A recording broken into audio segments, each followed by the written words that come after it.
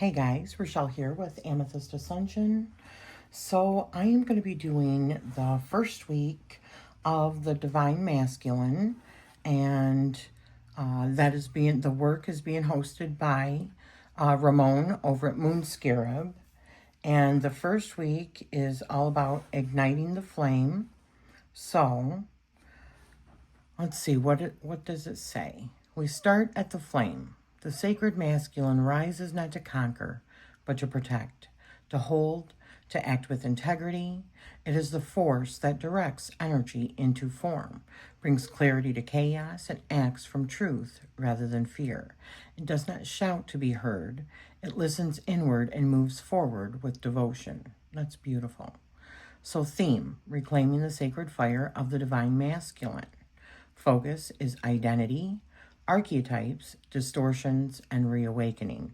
So I can tell you my archetypes as far as Carl Jung archetypes go. I'm always like right in between. They're like almost like identical percentages. And it's always the sage and the child. I go between the sage and the child, like equal parts of that, which honestly makes sense to me. We do have a tarot spread here, which I'm going to do using the Whispers of Time tarot. It feels very masculine and rich and beautiful and structured to me. And I'm going to be using the Stone and Shadow Oracle because, of course, I love it. And I think that the colors are going to go really well with this. And it's shadowy, right? So, which I love. So, a couple of questions here. Practice. Speak aloud the qualities that you believe live in your sacred masculine self. Let your voice claim them, write them down, and keep them somewhere where you will see them each day this week. Okay. So, journal prompts. When did I learn to fear or distort my power? I think from a young age, I learned as a female that, I was not supposed to use my voice as much. As a child, I was not supposed to use my voice as much because women and children are not taken seriously, right? I have a strong voice. I think society would have rather that I didn't use my voice. But when did I learn to fear or distort my power? Honestly, I think that comes from past lives because I think I have been trying to reclaim it, honestly, since I was born. I mean, my mom said all I did was scream and cry and throw tantrums, and I was just a problem child, let me tell you. I've always been boisterous. I've always been, defiant, and you're not going to tell me what to do. I mean, I'm defiant against my own self. I'm not really super good with structure that's super long structure. Monthly structure, yeah, I'm good with that. But something that I'm supposed to do every single day, I rebel against it. So when did I learn to fear or distort my power? Never in this lifetime. I don't believe I have. I believe that was something that was taught in a previous life that I came into this life with a passion to overcome. And I mean, yeah. That's all I can say. That's all I know. When did I feel it was holy? I don't think I do feel like my power is holy. I just think that it is a part of this matrix, a part of this reality. But I think that we're all part of that. So, when did I feel it was holy? My sacred. That's really hard for me. Holy? That's a hard word for me, I think. So, I guess I don't look at it like that. I don't know. That's a hard one. I'm going to have to maybe definitely do some journaling on that and really think about that one. But let's do the spread, okay? I'm going to set this aside and I'm just going to do it. And we'll see where it goes.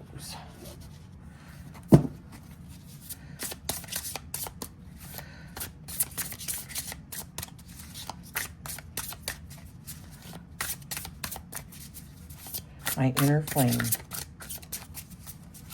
What aspect of my, well, let me ask it. What aspect of my power is ready to awaken? What aspect of my power is ready to awaken?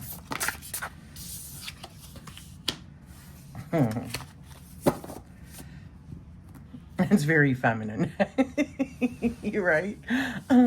I feel like I have always been just as much masculine, if not more masculine, than I am feminine. So, if anything, more of just not using my voice and just being receptive is the power that's coming, that is emerging now. Not using my voice, not putting things into action, because I've always been an action-oriented person as well. So, and let me just say, just like I said with divine feminine work, truly, I think these are human constructs. These are constructs of this duality, this dualistic matrix or reality that we're in. I don't believe that masculine and feminine traits are for a man or a woman. I think that those are just human constructs. I believe that we just are. And whatever those characteristics are, they are both masculine and feminine, or they just are, okay? I just need to clarify that. That's my feelings. But that, I believe, is emerging, because I believe we need to have a merging of the divine masculine and divine feminine again, because it all is the source. So, what aspect of my power is ready to awaken? Yeah, more of my own intuition and reflection, and more of my feminine traits versus my masculine traits. So the second question is, what fear or distortion is dimming my light?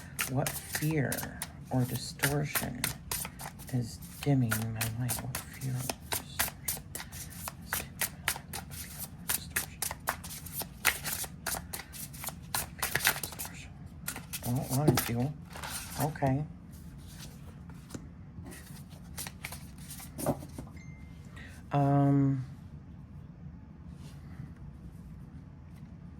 I'm not good with large groups or celebrating sometimes, because I feel like sometimes it's like jumping the gun. You know, it seems like just when things start going good, something comes in to derail it a little bit. So I think that's the distortion, right? That's my own distortion. My fear of things falling apart when they start going good. So, what does my sacred masculine want to say to me? All right, this will be interesting. What does my sacred masculine want to say to me? What is my sacred? Okay.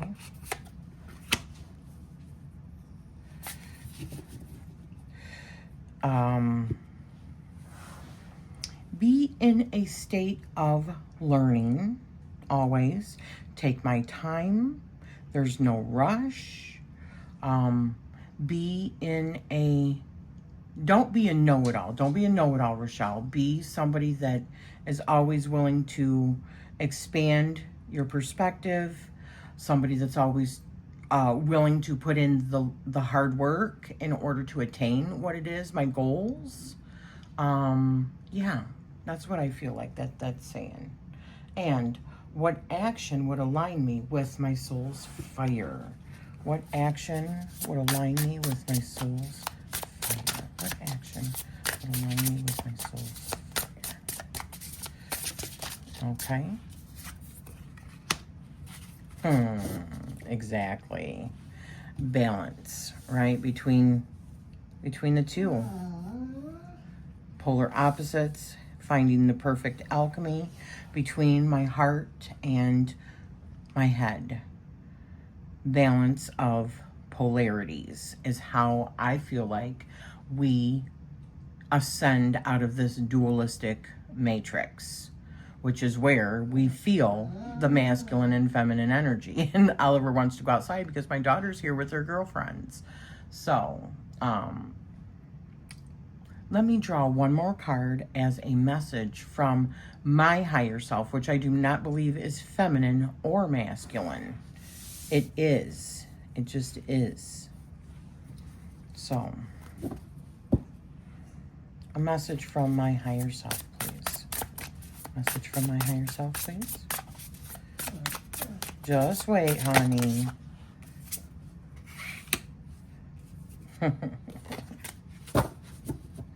Sovereignty. So, we're going to read what that means really quick, which I already know what it means, but we're going to read it anyways. So, it says that power is knowing who we are, and where we stand, right? The sureness of rooted belonging and reaching not outward to grasp, but downward to hold and be held by the forces that made us power. Is presence, that made us. Power is presence, is knowing we belong exactly here, inside, this space, this breath, this life, this story. I could not have said it better myself. For me, my masculine and my feminine are just a I am. So this is really awesome work. Thank you for hosting this, Ramon, and I look forward to continuing on with the work and seeing where it takes me. So I hope you have enjoyed this. And oh my gosh, this deck is so gorgeous, so gorgeous. So see you next time.